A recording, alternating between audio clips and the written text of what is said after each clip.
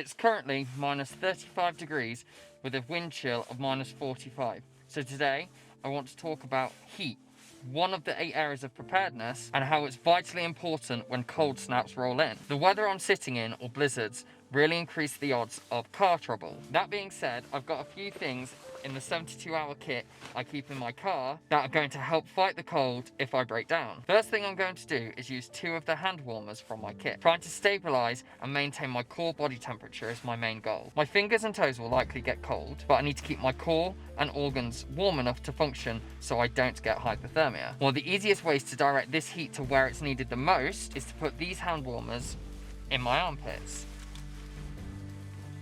Like so. It's quite uncomfortable to try and hold the hand warmers in your armpits, but just pinching them, you can definitely feel all the heat going straight to your chest and core, keeping it nice and toasty. Next step I'm going to take is to try and conserve and trap as much of my body heat as possible. That is where this emergency bag comes in. It's like a sleeping bag, so I can just crawl in, and it traps and reflects my body heat back to keep me warm. You instantly feel very warm, it's quite cozy and actually very comforting. My last line of defense in my 72-hour kit is this survival candle. It has 3 wicks and matches inside. If I'm desperate for light, I can burn 1 wick at a time, but if I'm really needing heat, I would light all 3 wicks at the same time. Now, I need to be careful with this as the open flame will consume oxygen available in my car. So, I'll need to open the door or window a bit every now and then to replenish my oxygen. It's definitely getting cold in the car, but I am very, very warm still. As you can see, I've been in here just over an hour now, and the car's definitely getting cold.